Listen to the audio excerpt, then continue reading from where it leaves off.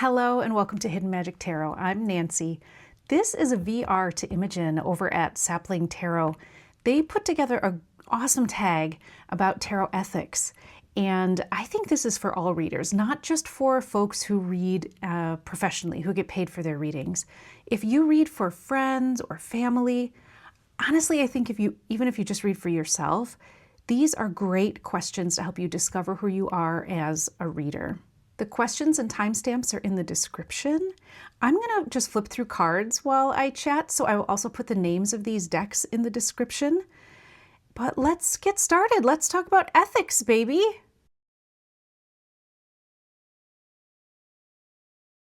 Question 1 is whether I predict the future and how do I explain that?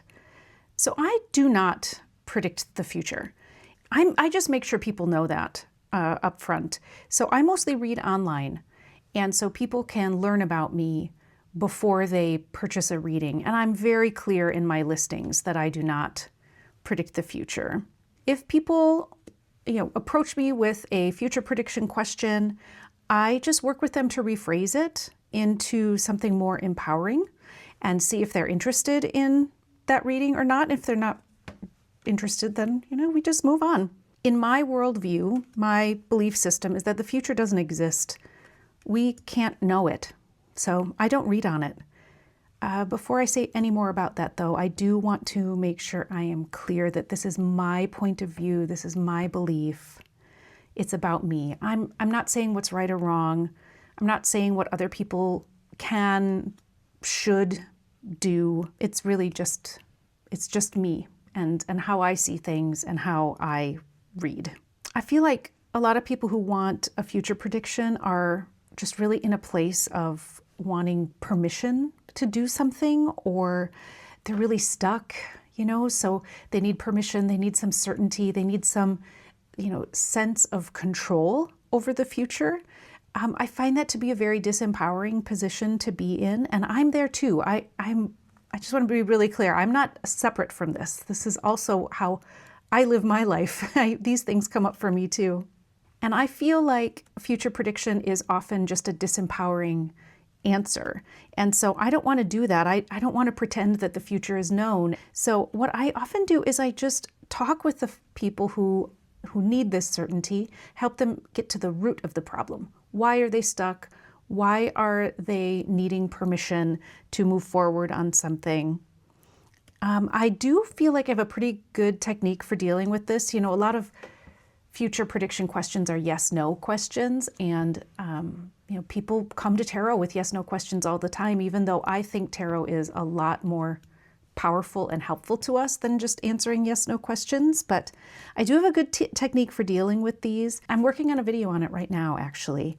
If I answer that type of question for someone, it's because I've kind of explained my worldview, I've explained the technique, they've agreed that they understand, they're still interested in a reading, and then we do the reading. But sometimes it's just because you need an answer in order to move forward. It's just very important to me that we both understand it's not a prediction about the future, and that you're not stuck, and that's not some sort of fate and you can't do anything about it.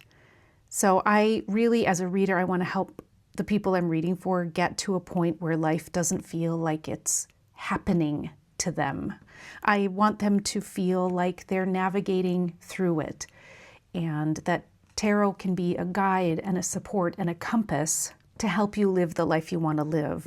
I just should also say that I've never read in a shop or at an event, so the people who come to me are not purchasing a reading without knowing me. So they know that I'm not reading for the future. They either have a chance to talk to me about it before they buy it, or they've seen my listing. So I think that puts me in a pretty good position to be pretty clear about what I read for and what I don't, and what my style is. In my online private readings, I have a little questionnaire that you fill out. I can see from that questionnaire if the question you have is actually a future fortune-telling question, and I'll just help you reword it. And if you don't want it reworded, if you really did want future prediction, then I'm not the reader for you, and it's, no harm done. We just cancel the order and we take care of it. Question 2 is, what are your boundaries? So I read that as essentially like, what will you not read on and how will you behave in a reading? So for me, it's pretty easy. I don't predict the future and I don't spy on people. No medical, no legal. This takes care of a lot of things that are kind of common tarot questions that are a little tricky. Things like, what is he thinking about me? Will my ex and I get back together? Will I win the court case? Pregnancy questions, because I don't read on the future and I'm not going to go prying into somebody else's mind who didn't ask for this reading, who didn't consent. One of my own personal boundaries in readings is that I don't know more about your life than you do. These cards don't know more about your life than you do. So I try to be very careful about wording my advice. It's not a command. It's advice, it's thoughts, it's new perspective. What we're trying to do is unearth what the client already knows, but for some reason cannot access. The cards help you to uncover your truth and live an empowered, aligned, intentional life. So I'm not some oracle who, knows something about you and your life that you don't. So a personal boundary I have for myself in readings is just to remember that I am not the captain of somebody else's life. So I have to remain in conversation with them, remain connected throughout the reading. I'm not the expert in their life just because I can read the cards. They are the expert throughout the reading. The next question is, how do I respond if those boundaries are pushed? I am a former middle school and high school teacher. And I sure learned a lot about boundaries being pushed during those years. And I feel like I got pretty good at handling it.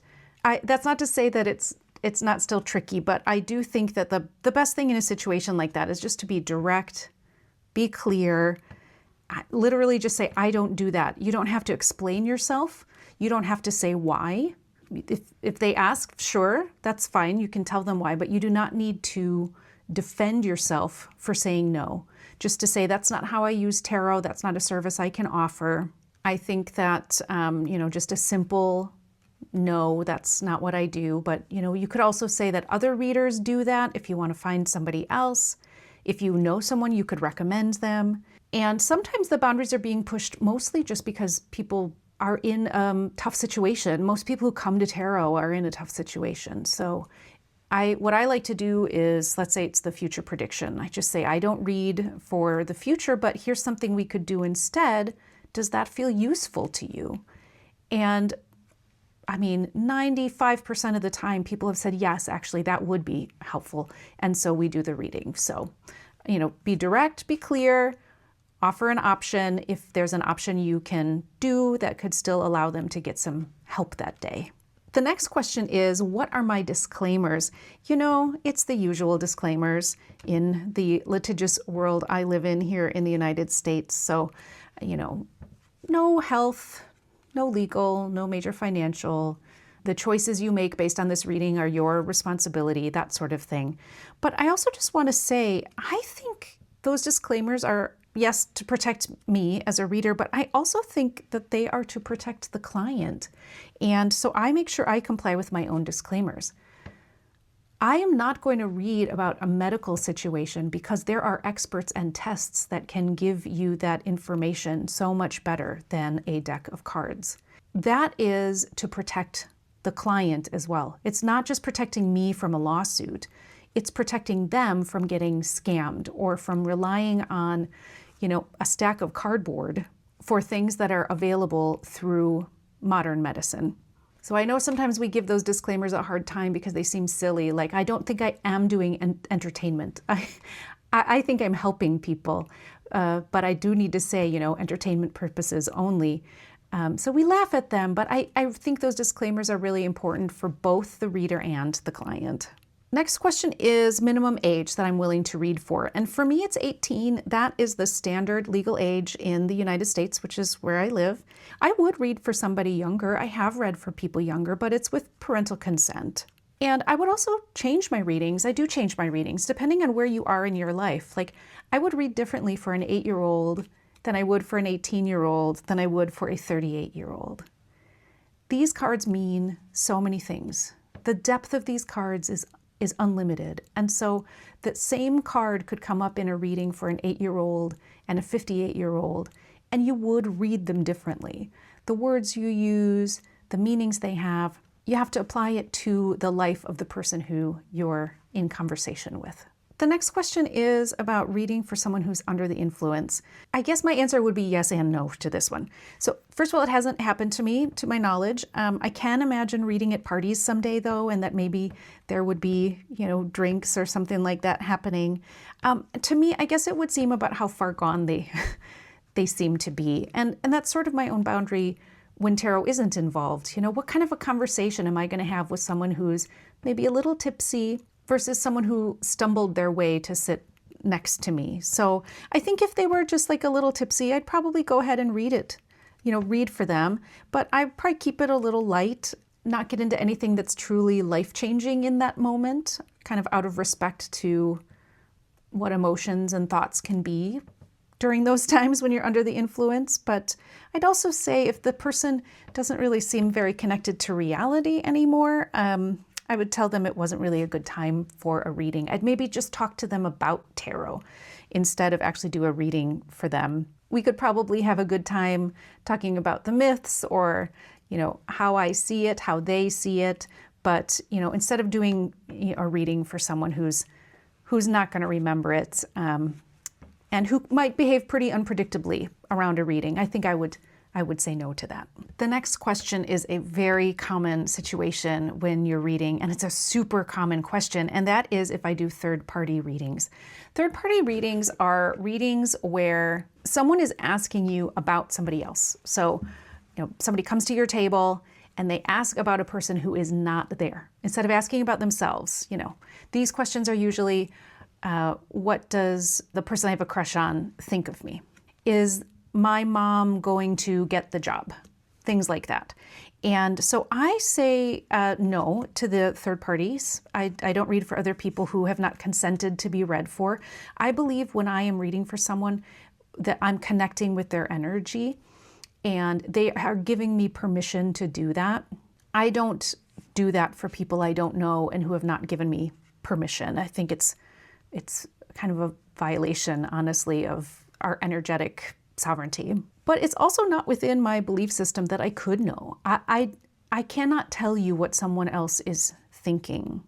It's not my reading style. It's also not my belief system. It's not how I want to be of service to other people doing readings like that. So it's usually pretty easy. Nope, I can't do that. But what if we talk about you? What's stopping you from asking that person out who you have a crush on? Let's talk about the signs you've been getting and what's stopping you and getting you a little bit more confidence about going ahead and making a choice for yourself.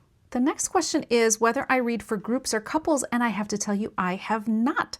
I have read in a group, but the reading was for the individual person sitting in front of me. There were other people sitting around listening, kind of waiting their turn. But I think, yes, I would read for couples and I would read for small groups. I don't do collective readings. I don't think that that's the best use of tarot. The idea that one single reading would apply to many, many, many, many people. I just don't believe in that. So I wouldn't do like a reading for a whole group sitting in front of me in a conference room.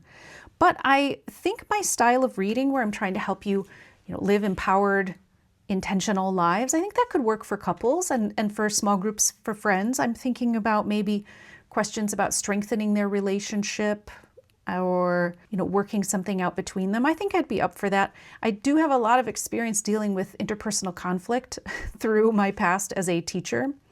And so I don't worry too much about doing that. I'm not some sort of an expert in it, but I have a lot of experience. The next 3 questions are going to be so easy to answer. It's, do I read on medical, legal, or financial? No, I do not. I would read around those things. If you're coming to a tarot reader about medical, legal, financial, you are likely in a tight spot. And so you are probably stressed. You are probably fatigued. There's like a psychological and emotional and spiritual side of these big questions. And so I would help with that, help with resilience, help with clarity, help with them gaining some calm in the middle of this storm.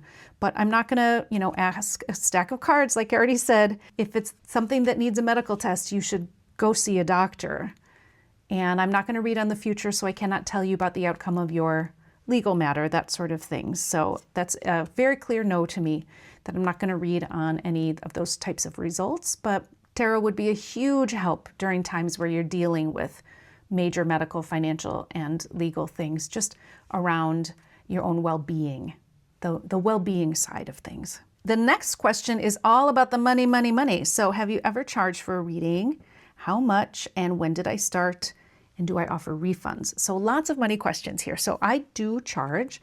I started charging for readings about a year ago. Before that, I spent a couple years reading for other people. I read for free to get practice. I read for a few hundred people to get practice, to get experience, and to feel confident before I started charging. I wanted to make sure I had the skills before any money came into play. As for what I charge, I try to keep the price reasonable while also really honoring, my time.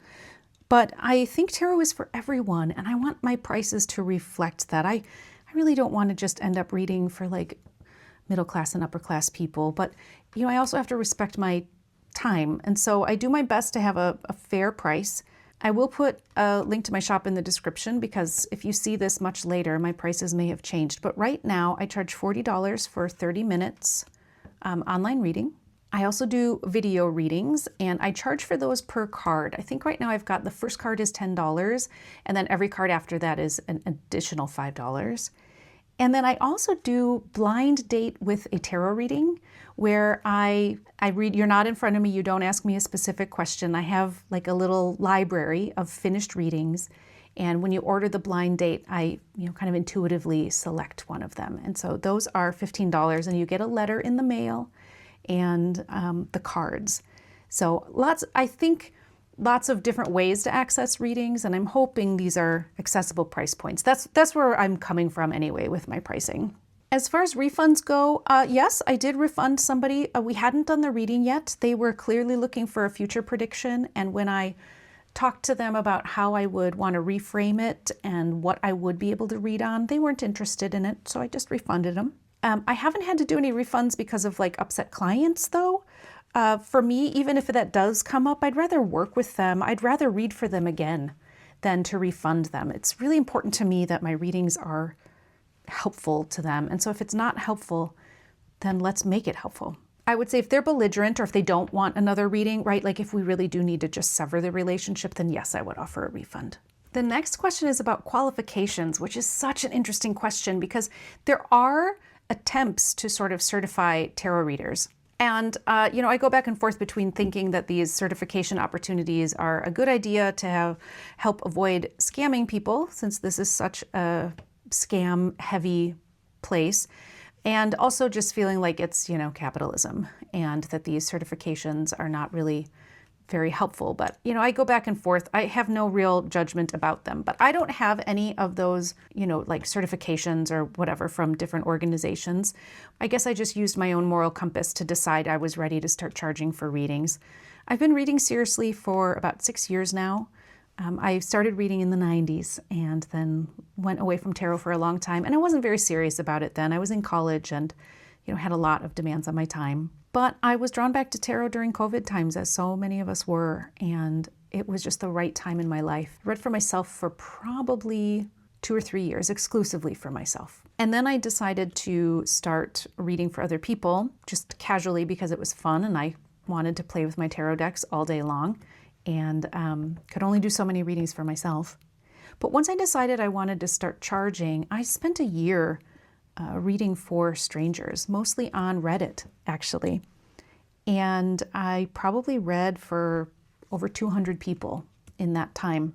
So I think things like my age, I'm nearing 50, my years of teaching, that's just a lot of experience with people from different cultures, different countries, different religions, different languages. I think it's just made me a very open person, and that's a big skill for me. my work on equity and diversity through professional and personal work on that, learning about societal power structures, racism, gender, colonialism, all those things. I think those are important qualifications too. And then the other thing I do is I put myself online. I've been on TikTok for years and talking about how I read, showing people how I read, doing lives, so that you can decide if I'm qualified. Since there is no sort of governing body, I just try to be extremely transparent and let people decide for themselves if I'm qualified. So my answer to that question kind of leads into the next one. It's about professional development. So I practice weekly. I have a morning set aside every week for my tarot practice for study. I read a lot of books. I learn a lot from YouTube. Before I decided to read professionally, I did a critique session with Kellyanne Maddox, which I will link below. I thought it was very helpful. I also plan to do mentoring. I love learning about tarot. I love learning more about how to read. I love learning about other people. I learn about psychology. I continue to learn about different, spiritual approaches and religions. I honestly don't think there's going to be a point where I am done learning about tarot. I try to read tarot books that bring me into different worldviews or different specific approaches. So things like radical tarot, and the Red Tarot, Tarot for Change, 78 Acts of Liberation, things like that. And I'll link those down below, or at least mention them. You can ask your local bookstore about those. I think those things are professional development in tarot to make you a better reader. And then I also, when I notice a weak spot in my reading, I develop an exercise and I practice it. So lately I have noticed that, my style of reading, I just want to go deep. I want to get deep into your shadow and your story and the things that are stopping you from being your authentic self. I want to go deep, deep, deep all the time. But so many people are dealing with mundane issues, like simple daily issues, and they don't need some, 10-step psychological makeover, right? So this is a weak spot for me to look at a card and find a simple, practical step that someone can take. So I have just practiced doing that. I pull out a deck, similar to what I'm doing right now, and for every card I think, okay, this is relationship readings, and for every card I pick out a practical thing that someone could do. So that's my own sort of professional development exercise I put together for myself. And I really think the professional development is never done. I don't know that I will ever think to myself, oh, there I am. I'm an expert. I've learned it all. Completely ready. Done. No more learning to do. Tarot's not like that. I'm not like that. The next question is about confidentiality, right? These are private conversations people are bringing to you.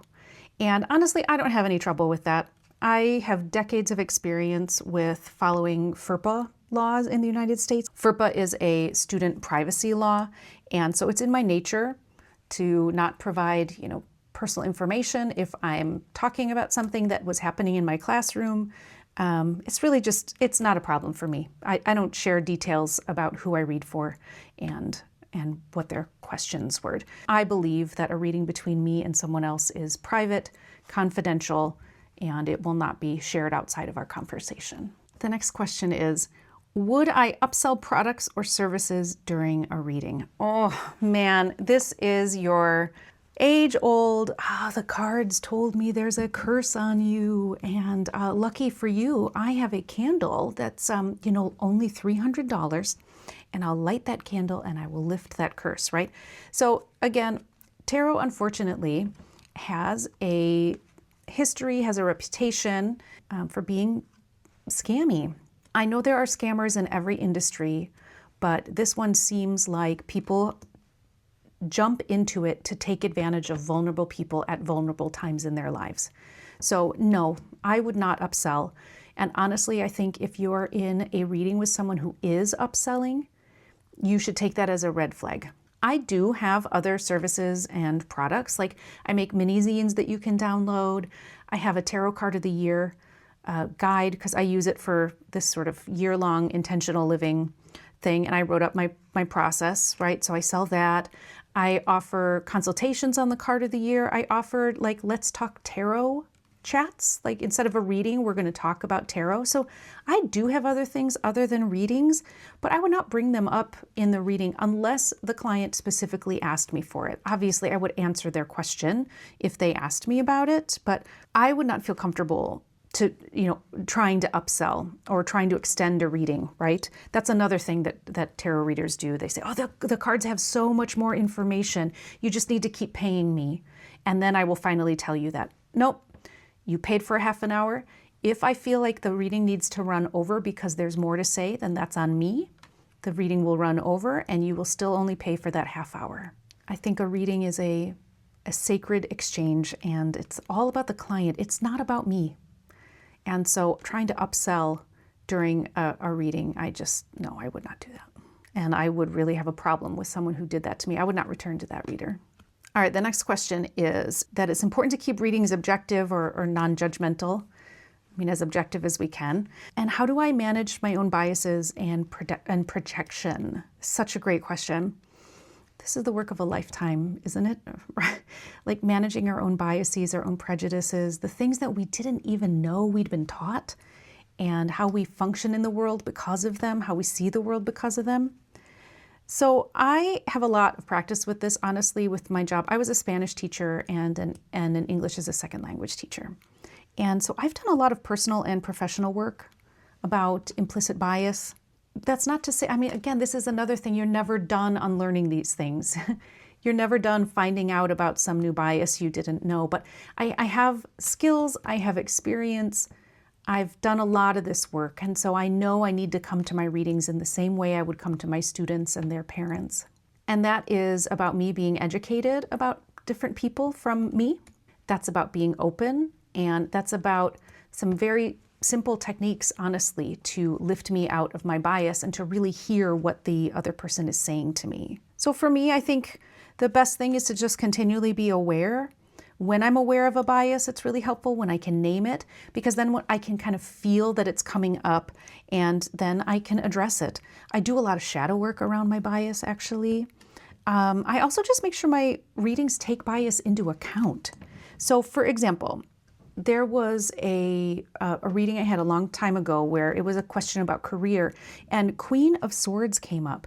What I wanted to say was to be bold, to be direct, to have clear boundaries at work. But I know that is going to be more successful for a man, particularly a white man in the United States, to behave that way at work than it's going to be for other people. In the reading, and this was a TikTok live, I didn't know the gender of the person I was reading for. I didn't know their race, and I didn't feel comfortable asking about it in that environment. And so I did just say, like, this is advice that you have to temper. And I named it clearly, like, this is great advice for a white man, for an attractive white man. This is not great advice for other people. And so some of this will have to be tempered. I don't shy away from acknowledging that the world exists with bias and that our clients are dealing with it, right? But for me, I live in a larger city. Through my teaching, I've met thousands of people and had to be like in relationship with thousands of people, not just, passing strangers. So I've done tons of professional development around this for the last 26 years. And generally, I think the biases I'm currently dealing with aren't showing up much for me. They're not coming for tarot readings, I put my pronouns in my bio, and so that keeps them away. Had to switch to a new deck to answer the rest of this question. Because for me, when I think about biases, it also means like my own values and my own goals. And one of my values is a value of love and community. And that's not always the value of the people who are with me. Their values might be, ambition, earning as much money as possible no matter what it takes, these sort of things. And so I try to be very honest about what the cards are saying instead of projecting my own values and my own thoughts onto the cards. And if my own values, worldview really feels at odds with the cards, I will just name it. And I will be open with the client that that's what's happening for me and check in with them. I really think tarot is a conversation, and that my role in the reading is to listen to the cards and to listen to the person I'm reading for. So if I'm not listening, I'm not doing my job. And I think that can really help get past my own projections and bias and maybe theirs as well. All right, next question is, what do you consider sensitive topics? So for me, I just want to go deep with everyone. I love a difficult situation. I love the swirling emotions and the mind that won't stand still. And I love holding space for people and creating safety for them. And so I mentioned this before, like my struggle as a tarot reader is to read on more mundane matters, the everyday type things. And so I'm all for sensitive topics. That being said, I think abuse would be a very sensitive topic for me. It would be hard to hear about. It would be hard to advise on. I've heard quite a few people say when they read for like kind of the general public, like at events or at shops, that they try to keep like hotline numbers on hand to pass off if it comes up. I do have experience dealing with this with other people. Again, because of my years of teaching, we had training, and if those issues came up, we knew how to handle them. So I think I would just use that. One thing I did do in a past reading was I pulled a card. I have a deck that's only the quartz that I use for particular readings. And the question was, who can they turn to? Who in their life, in their real life, can they turn to for help? Somebody who knows the situation a little bit better, who can have a longer conversation. And the card that came up, I just described the energy of that card, and the person I was reading for knew immediately who it was. And so they had a path forward, somebody they could reach out to in their, real life, somebody who was part of their daily life. And the last question is, how do you handle difficult readings? So two sides to this. One is when, bad cards come up, and man, it does feel like a dance, doesn't it? When things like Death or the Tower or Ten of Swords or the Devil come up. I really don't want the person I'm reading for to kind of close off, shut down because that card came up. I don't want a fear response coming up and then they can't hear the rest of the reading. When I'm reading online, I just don't show the card until I've had the chance to do the interpretation. So I do the interpretation and then I show the card so that they can hear the message. But if they can already see the card, so either if it's like a top-down view like this, or if I'm sitting right across from them at a table, then I will acknowledge to them, like, this looks scary, I know it does, but remember, we're not talking about the future, because that's not how I do my readings. That, this is a message about change. Oh, how funny to be sitting on this card while we're talking about it. It can be a message about change. And so, try to kind of put the fear aside for just a minute. I also want to say, I see so many readers just avoiding the true meaning of these cards altogether.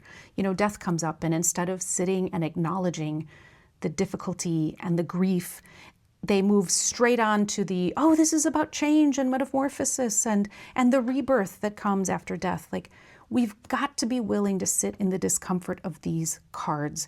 Tarot is not all love and light. It is balanced. It is about the whole experience of being a human. And if we cannot allow our clients to acknowledge their grief, if we cannot let them sit in discomfort, then what growth are we expecting? We can't just bypass this. We can't just say, oh, I don't like, it feels so yucky to be with someone who's sad. Then you shouldn't be reading for other people. I'll just say it. You cannot bypass these difficult cards. If we cannot acknowledge that the Tower feels awful and is terrifying and brings up a lot of fear and shame and scarcity, if we can't let people sit in that, if we're just constantly, oh, don't worry about the Tower, don't worry, it's about rebuilding something new, right? That is making tarot dishonest. And tarot is a deeply honest practice. It includes the loss and the grief and the upheaval. It honors how difficult things can be. And so I think we as tarot readers also have to manage our own issues with these cards, not just managing a client's potential response to them. The second part of this is about what happens if you get stuck in a reading and you're just like cannot quite understand the cards that came up, or suddenly you just can't think of the meanings. One of the ways I handle this is that before I start reading, I tell my clients that I do what I call slow tarot. My intuition needs time and space to hear the messages from the cards. And so I am not like a rapid fire, shoot off the meanings. And I know we take our time. We're calm. And so that reduces my own anxiety around not giving an answer right away, just that we all know, We both know that there isn't going to be an answer right away. Even when in my mind I'm hearing it, I sit with it for a second before I start talking. And so usually if I just start talking, then the message will come. So more than once, I've just started saying something, whatever was coming to mind, and let the conversation kind of flow instead of sitting still. And I've started saying something that felt like I was somehow misunderstanding the card, and it turned out to be like a word that that person had been hearing a lot, or a word that was a personal symbol for them. So sometimes if you're feeling stuck, it's helpful to just start talking about what you're seeing and the ideas it's giving you. Instead of going to like a message of advice, just open up and talk about what's there. The other thing I do is if the meaning's not coming up right away, I start focusing more on the suit, the element. I start looking at the number. I start looking at, where people are facing, if there's people in the cards. And that can really help, sort of open up and unlock the message in the cards. I just think it's also just really important to trust yourself. Trust that you will get there. Try to reduce your own anxiety around it, because that's going to stop you from thinking. Have a couple techniques that you can use when you're in that stuck situation. Main thing for me is I do not pull clarifying cards right away. If I feel stuck on a card and then I pull a clarifying card, it just muddles the water even more. Like, you just don't immediately go to pulling more cards. Sit with the card instead. Let it talk to you. Give it some space to speak. That's it, everybody. That's all the questions. Thank you so much to Imogen for putting this tag together. I think these are the types of conversations I'm really interested in seeing out here on TarotTube, and I'm so glad to be able to be a part of it. And I look forward to seeing other people's VRs. Like this video if you liked it. Subscribe if you're interested in hearing more about studying tarot, learning tarot, reading tarot, how to read for empowerment, well-being, and transformation. Thanks so much for watching. Bye.